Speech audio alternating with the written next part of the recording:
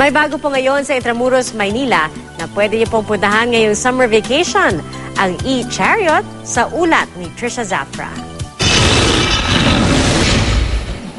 Ito ang high-tech na pamamasyal sa Intramuros ngayon, ang electronic o e-chariots tour. Pero bago ang sightseeing, knee pad, elbow pad at helmet muna tayo at practice. Move your body forward, then if you want to backward, just move your body forward. Yung the old kind of technology, yung kalesa, bus, yung mga foreigners lang mga mahilig dyan. But because of this, mas may encourage tayo mga lokal na mag-try ng kakaibang teknolohiya at the same time, ma-appreciate yung culture ng ating syudad. 500 hanggang 1,000 piso kada tao ang renta sa scooter para sa 30-minute to 1-hour tour. May kasama ring tour guides para gumabay sa trapiko. Ang mga tao, napapatingin at naiintriga. Pwede i-try? Susubukan ko yan. Ang cute po kasi madali po ba yan?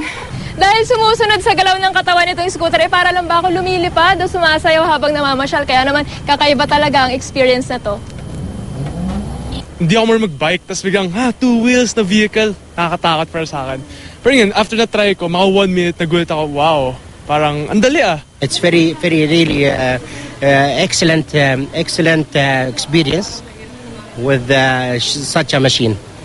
Bago man at moderno, ayon sa administrator ng Intramuros na sinubukan din ito, di raw niya nakikitang mapag-iiwanan ang mga kalesa.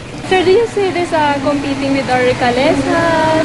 No, I think it will complement because, you have different types of transportation. Hindi naman. Bakit, sir? Kasi isang pasahero lang sakay. Hindi katulad yung sama-sama yung mga pamilya. Ito yung ating unang sasakyan, kumbaga pambansang sasakyan. Trisha Zafra, nakatutok, 24 oras.